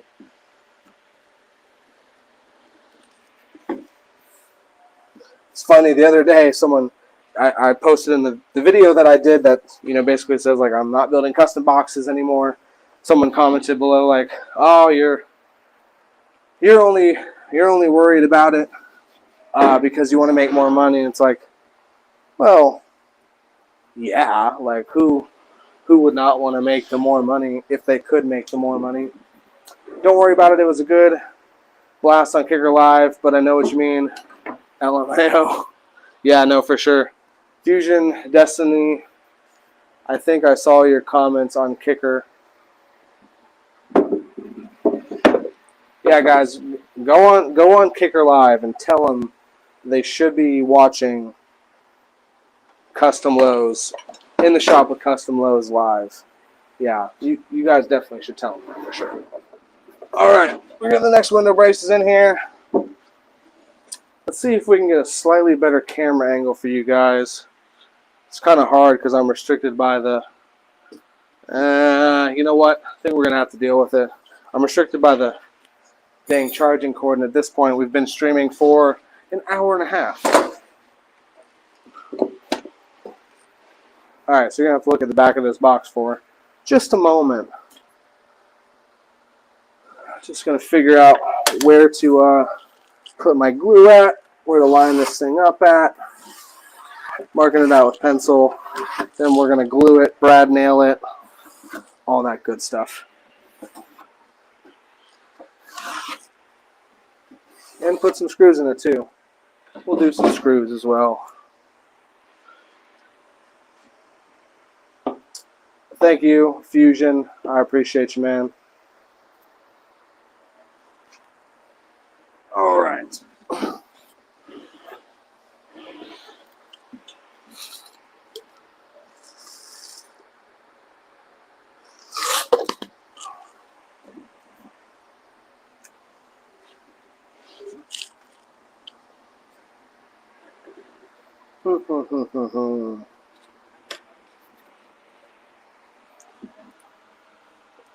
There's like 8 different spots to glue up on this, and it's kind of difficult to choose which one you want to do because you also got to turn the box when you install it, which might then cause you to drip the glue everywhere.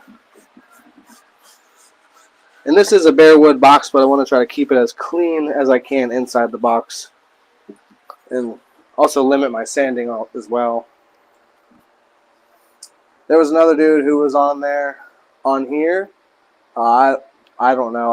I tried to actually go back to watch that kicker live, but I didn't see it myself. And also, I didn't want to watch that long, maybe you could say. Nothing against their live stream, but I was pretty busy, like right after I read that comment, even trying to find it.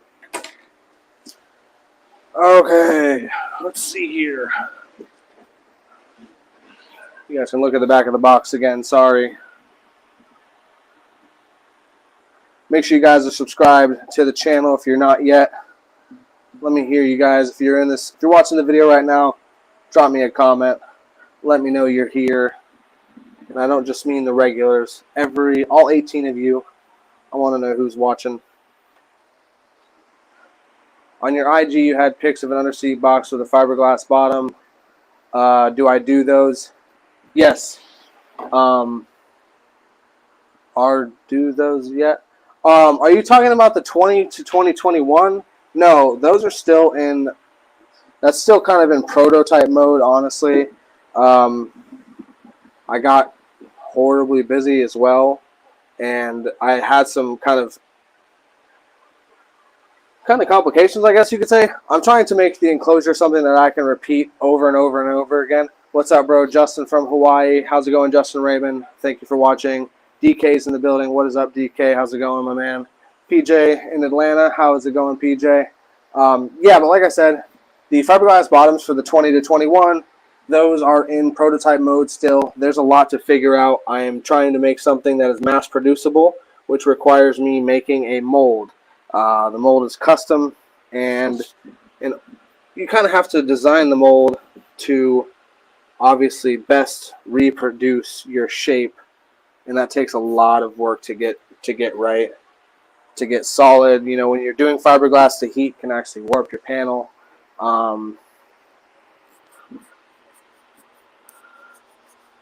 Let's see, Jose, Hawaii, South America, what is up?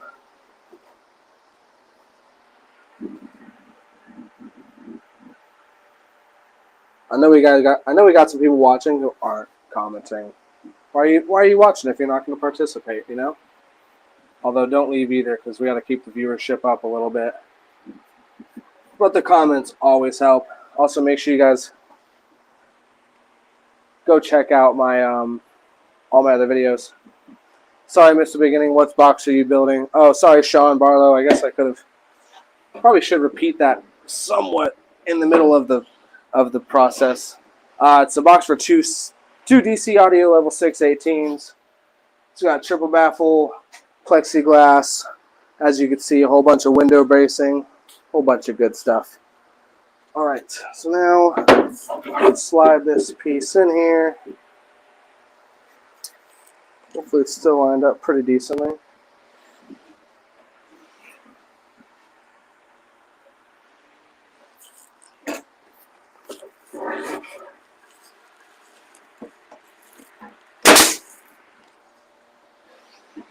Shot my finger.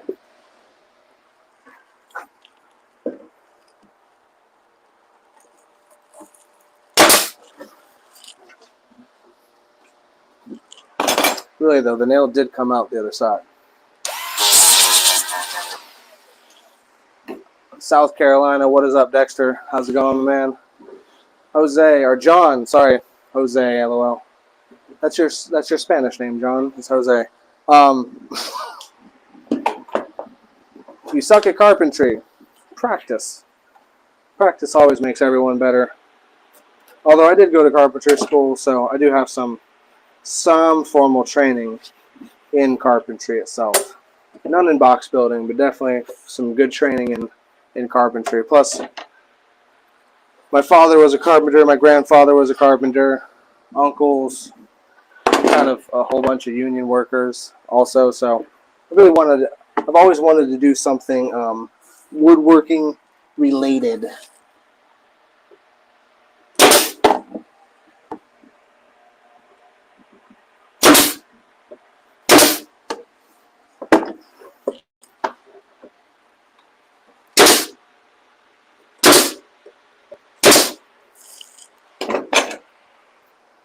If you mention kicker 100 times per video, Kip will prop you up. There's no way I'm doing that.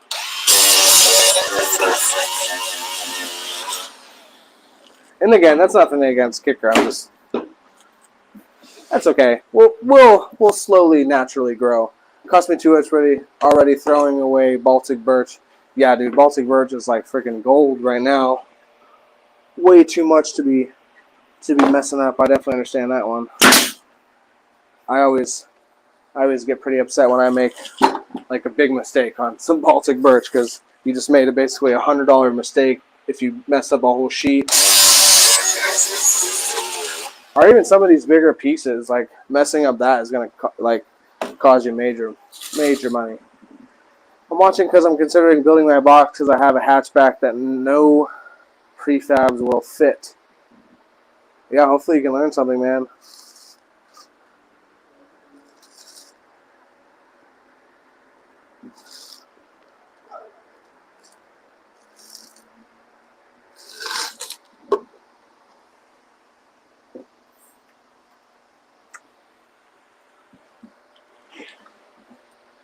All right, one more side to nail up here. I think we're gonna need a clamp.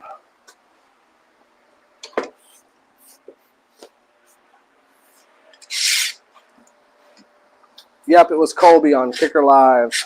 Thank you, Colby. I appreciate you.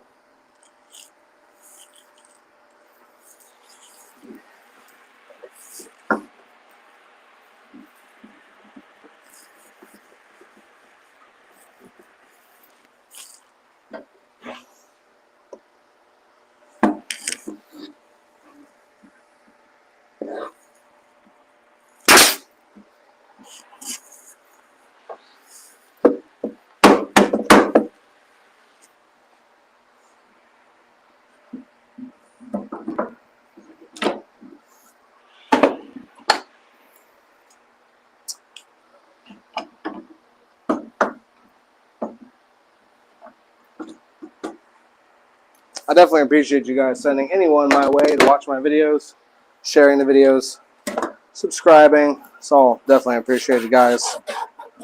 Hopefully I'm entertaining or somewhat entertaining. I'm trying to find the best way to fit in, you know, making content for you, but also like making content for you, but also getting stuff done in the shop. I paid for an enclosure with a fiberglass bottom 5 months ago. Is there anything I can do to help the process along? I'm aware of the wait time. This is the second enclosure I've purchased from you, Stephen Foster. No, there's nothing you can really do per se. I really just have to get the mold done, honestly, man. And yeah, I know when you ordered, I did also mention that it was like on a prototype basis, and that I basically hadn't even finished up with kind of the mold yet at that point. It's nothing with the vehicle, but if I try to rush the mold, I might screw myself and only be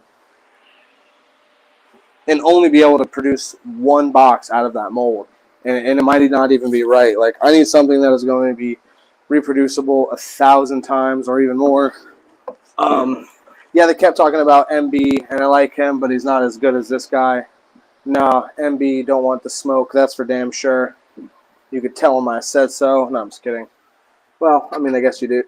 Tell him what you want. I've seen his videos for sure. I guess when I watch YouTube, I don't personally watch car audio stuff. So when I've ever looked at anything car audio related, it's usually just to get a comparison of what other people are doing on videos. He does simple cookie cutter boxes. Yes, he does, but there's always room for that. I mean, not everyone wants something super custom. I mean, he's got a lot of subscribers, so he's clearly doing something good. Like I said, you know, car audio content on YouTube is not my favorite personally. So I usually stick to, you know, I like to listen to like hip hop podcasts or different podcasts in general. Documentaries. I've really been into like crime series, serial killer docs and stuff like that. So yeah, his content must be doing something good because he's definitely got a good viewership and people are watching him. All right, okay, let me see here. Where are we at? Yeah, Jose, I tried to tell them that Customlowz can actually build a box around transmission tunnel. That's funny. MBA, I like him. Okay, but he's local. Simplifies.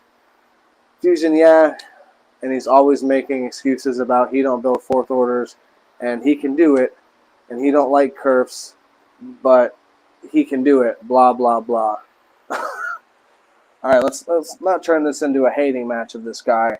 So like I said, I didn't spend too much time watching his stuff, but I did see he builds a enclosure that is more of the basic nature. I do agree with you. Usually the people who say, yeah, I can do it, but I don't like to. Well, I mean, again, I'm choosing to not build like most custom boxes anymore besides underseats. So I guess I can't really say anything about that. Indiana, I love it work, bro. Josh, how's it going, man? Thank you for watching. But I do like him.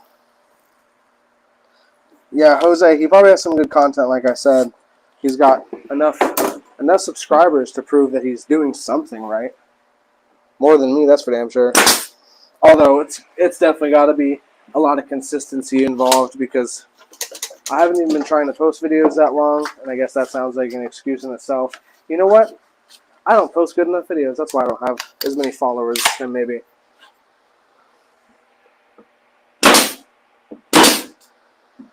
All right, guys, let's get a time check. 7:25. We got 5 more minutes.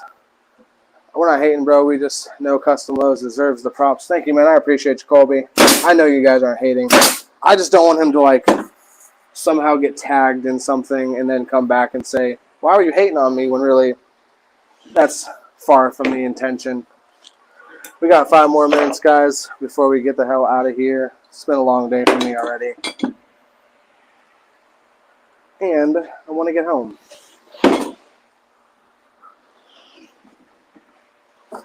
Ugh. Alright, so we got a couple more pieces to do. Well, not to do. I still got to screw in this window bracing and stuff.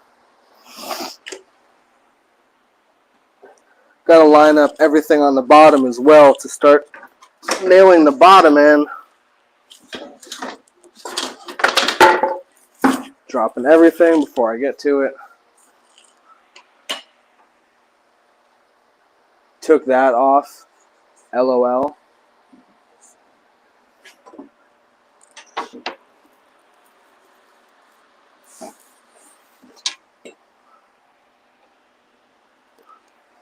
I hope everyone in here wins the lottery. Yeah, me too, man. That would be really cool.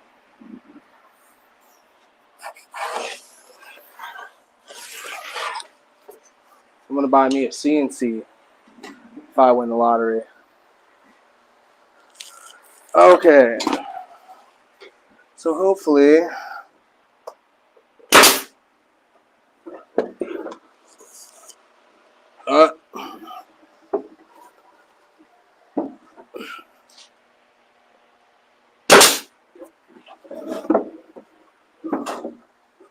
gonna have to check it every time.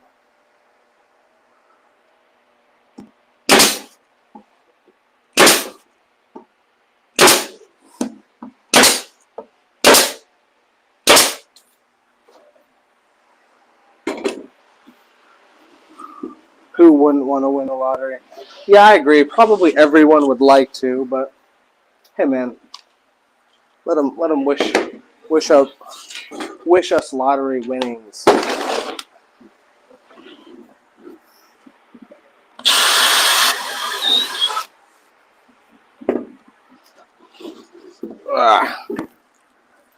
Okay, so let's see here. I got a gap on this corner that I got to get creative with. And I think this is where I might have to put a screw to get it to suck in there. But should be low enough where I can cover it up.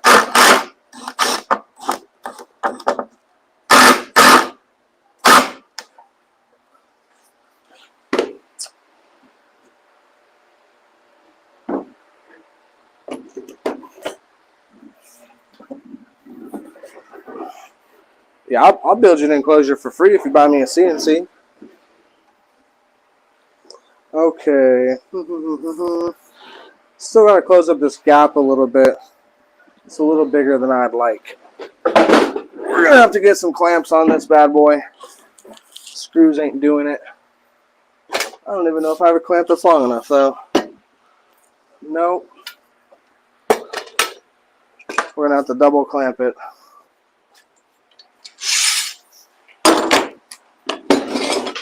Alright guys, we got one more minute in here about, or at least until I get this piece clamped up before I go.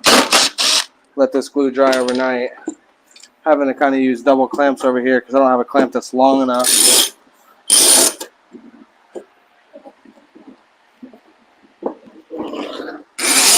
MB thinks he's the king of boxes. Maybe he is the king of boxes.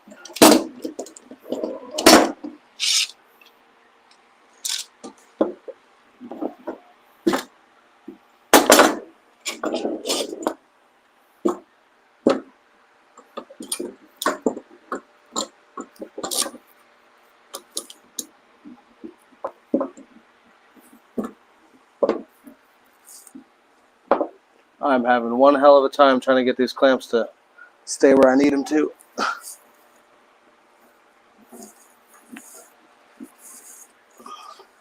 Hopefully I can get this gap to close up for me. I think I can. With a hell of a lot of clamping.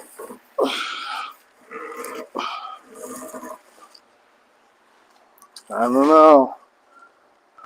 That's getting there.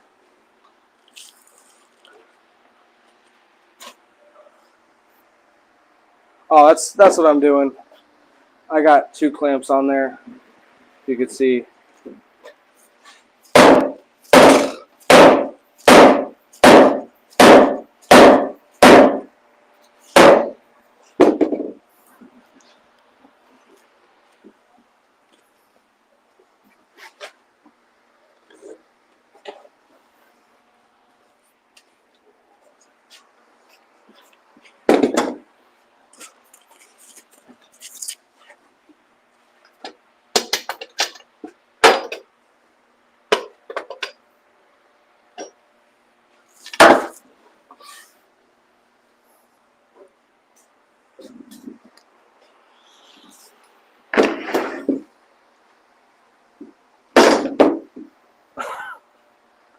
Stop, I erased that.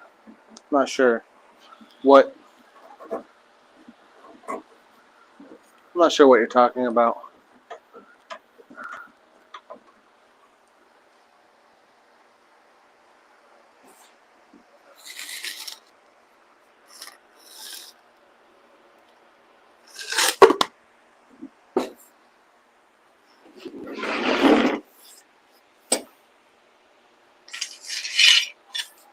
Alright, we're going to get this damn thing to move, I think.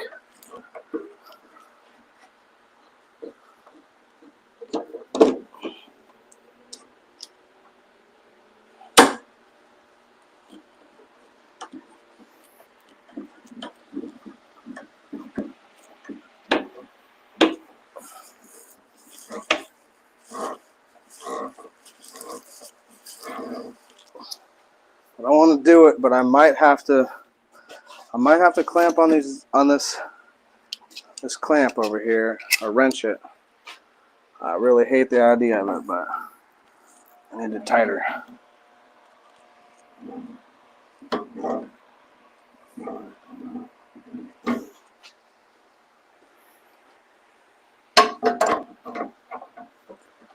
Can't be erased now, Jose. I've said it in the video. MB Enclosures is going to figure out you were talking smack about him, dude. He's going to come for you now. Be ready for it.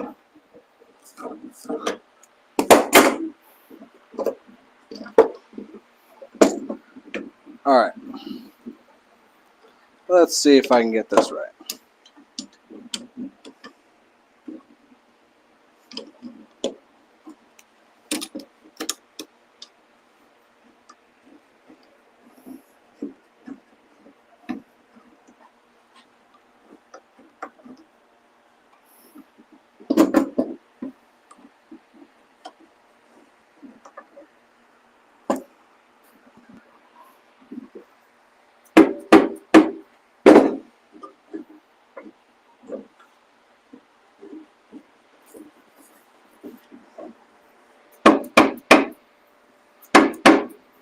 This thing is really giving me one hell of a time. I'm going to hit you up on the website or Facebook for a kind of custom enclosure when I get enough cash. Not a low baller, bro.